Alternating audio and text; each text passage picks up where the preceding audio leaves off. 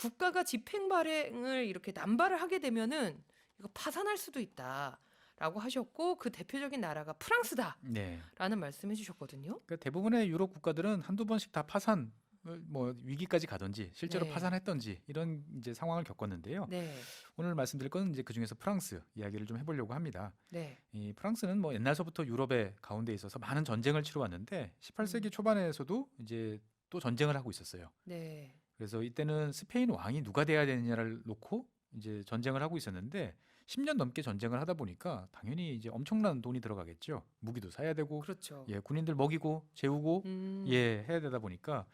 근데 당시 이제 프랑스의 금고는 이렇게 하다 보니까 텅텅 비어가는 거죠. 뭐 금고가 텅텅 비면은 세금을 좀 더 걷으면 되는 거 아니에요? 예, 보통 우리나라 같은 경우는 돈이 필요하면 세금을 더 걷었죠. 근데 네. 유럽 같은 경우는 세금을 더 걷는 것보다는 이제 빌리거나 돈이 많은 상인들한테 예, 빌리거나 오. 아니면 다른 나라한테 전쟁에서 이겨가지고 배상금을 받아내는 형태로 네. 돈을 만들어냈어요. 그래서 세금을 걷는 거는 예나 지금이나 다들 싫어하시기 때문에 웬만하면 싫죠. 잘 안 사용하려고 했어요. 아하. 그래서 유럽 같은 경우는 주로 왕실, 왕이나 이제 왕실이 돈 많은 상인들한테 돈을 빌립니다. 그래서 이거를 이제 전쟁에서 이제 갚는 거죠. 이겨가지고. 네. 근데 당시 프랑스 국민들은 이미 이제 40% 이상의 세 부담을 지고 있었기 때문에 더 이상 세금을 늘리기는 쉽지 않았던 상황이죠. 오. 그래서 뭐 당시 프랑스 상황을 보면 귀족 또는 종교인 분들에게 이제 과세를 하면 세금을 더 거둘 수는 있었어요.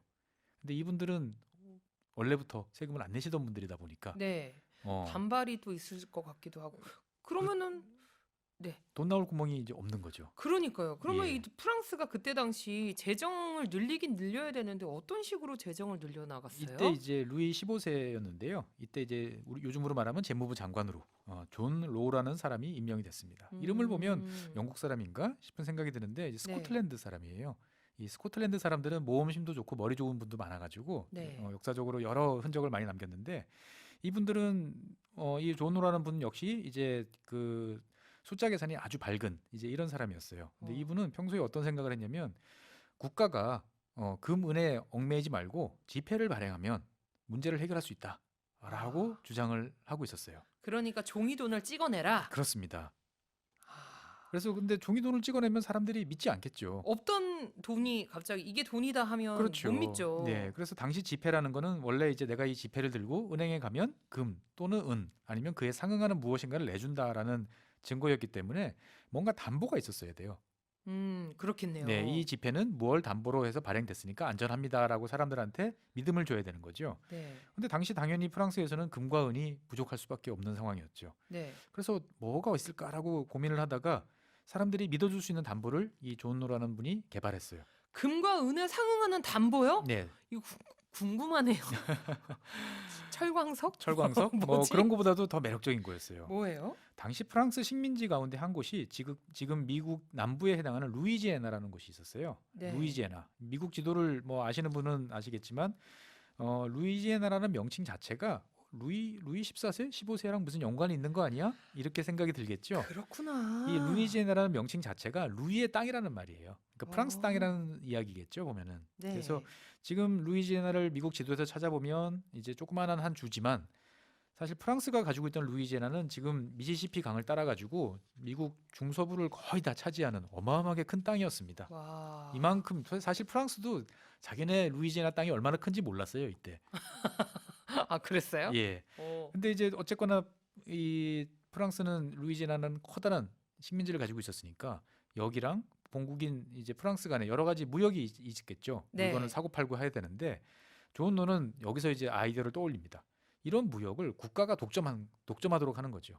아. 그래서 미시시피라는 회사를 만들어요. 미시시피 회사라는 특별한 법인을 하나 만들어 가지고 네. 자, 루이지애나랑 그다음에 프랑스랑 교역을 하려면 무조건 이 회사를 통해서만 할 수 있다라고 해버리는 거죠. 그럼 이 회사는 돈을 엄청 잘 벌겠네요. 엄청 잘 버는 거죠. 독점이니까요.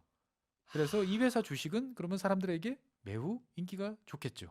요즘으로 말하면은 이게 우량주 아니에요? 그렇습니다. 아주 배당률이 좋은 이제 우량주가 되는 거죠. 배당 이거는. 잘해주는 우량주. 예. 그래서 존 노는 이 회사의 주식을 담보로 해서 지폐를 발행하면 된다라고 이야기를 하고 이게 이제 받아들여진 거죠.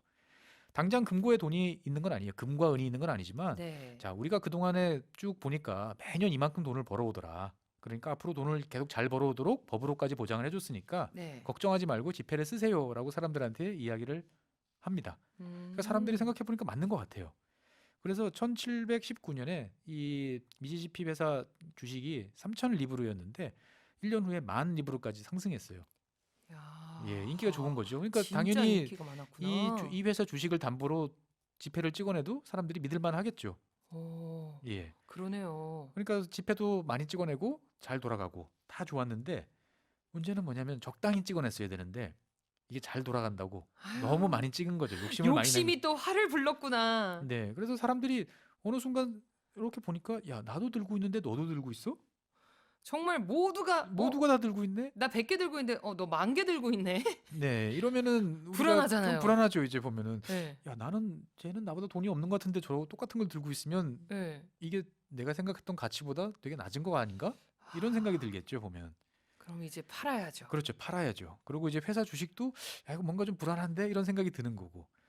그래서 사람들이 이제 회사 주식 가격도 내려가고 너도 나도 돈이 있는데 나도 그럼 이거 가지고 가서 차라리 회사 주식으로 바꿔서 다른 걸로 내가 바꾸고 싶다라고 네. 해서 몰려가기 시작하니까 결국 돈의 가치는 점점 떨어지는 떨어지고. 이런 일이 생겨나기 시작을 했습니다. 보면은. 그 이 미시시피 회사 이거 어떻게 됐어요? 그래서 결국 주식 가격이 폭락하면서 이제 망했죠.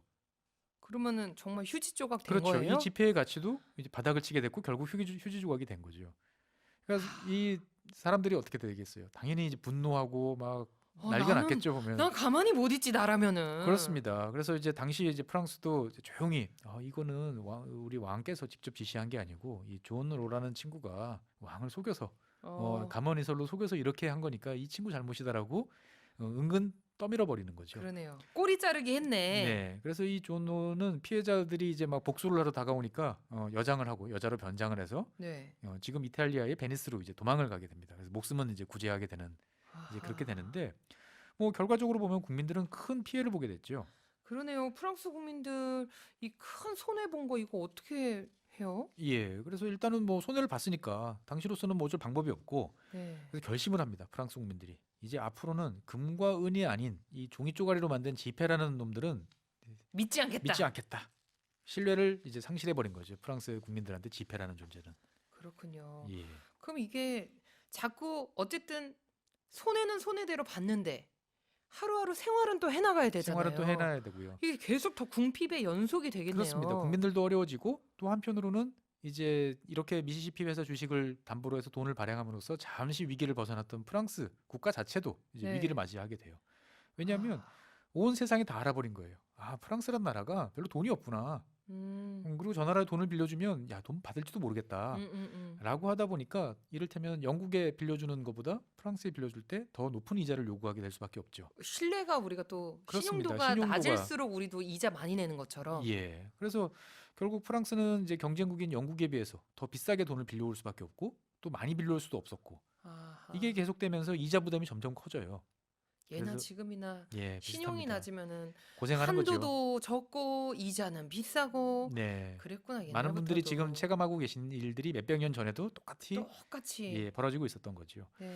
그래서 프랑스 대혁명 몇 년 전에 통계를 보면 네. 당시 이제 프랑스 정부가 지출하는 금액이 6억 3천만 리브로였는데 수입은 5억 300만 리브로였어요.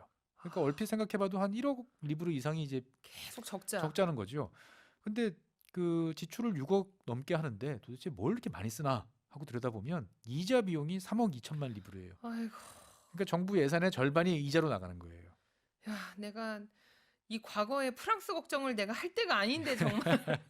아, 이러다 보니까 이게 프랑스 대혁명이 일어난 건가요? 그럼 예, 혹시? 맞습니다. 그래서 프랑스 입장에서 봤을 때는 국가가 돈을 이제 더 빌릴 수가 없는 거죠. 이 전체 예산의 절반을 이자로 내고 있으니까. 네. 그러면 결국은 세금을 더 걷어야 되는데 네. 이거를 그냥 세금을 더 내려가면 낼 것 같지 않으니까 이 회의를 소집을 합니다.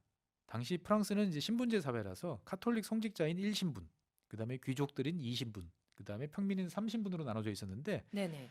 이 당시에 이제 보면 1, 2신분 다 합해봐야 인구의 2%밖에 안 되는데 이분들이 전체 토지의 40%를 가지고 있었어요. 와. 그래서 어쨌거나 이 분들한테 좀 뭔가 세금을 좀 내면 되지 않을까라는 생각. 그 다음에 당시 이제 성장하고 있던 그 부르주아 제 3신분 중에서도 돈이 좀 있으신 분들이 좀 더 내면 좋겠다라고 해서 삼부회를 1789년에 루이 16세가 개최를 합니다. 드디어 3부에 예, 학창 시절에 배웠던 거 하나 나. 맞습니다. 이 삼부회가 왜 모였냐, 갑자기 난데없이 왜 모였냐 이렇게 네. 생각하시는 분도 계시는데 세금 더 거두려고. 그래서 그 3부회가 있었던 거군요. 예, 그래서 삼부회를 개최했는데 당연히 이분들은 모여가지고 이야기가 잘 진행이 안 됩니다. 가장 결정적인 거는 원래는 신분별로 투표를 하도록 돼 있어요. 자, 1신분 한 표, 2신분 한 표, 3신분 한 표니까 당연히 네. 3신분은 질 수밖에 없는 거죠. 그러네요. 그래서 3신분에 있는 사람들이 야, 우리가 머릿수가 제일 많은데 이제 머릿수대로 투표하자 라고 요구를 했는데 당연히 안 받아들여주죠. 묵살됐겠죠. 안 받아들여주니까 이 화가 난 3신분들이 자리를 박차고 나와서 자기들끼리 국민회의라는 거를 만들어버립니다. 아하. 그러니까 이 루이 16세가 아니 세금 더 거두려고 우리가 지금 이렇게 모아놨더니 저 자식들이 반란을 일으키려고 그러네. 네. 그래가지고 당장 이제 군대를 보내서 해산 해산. 라고 하려고 했더니 이제 시민들이 이제 분노를 한 거죠. 아니 기껏 모아놓고 이야기를 들어보자더니 지금 장난하니? 그렇습니다. 그래서 이 열받은 시민들이 이제 바스티유 감옥을 이제 습격을 하고 파리를 점령하면서 본격적인 프랑스 혁명으로 넘어가게 된 거죠.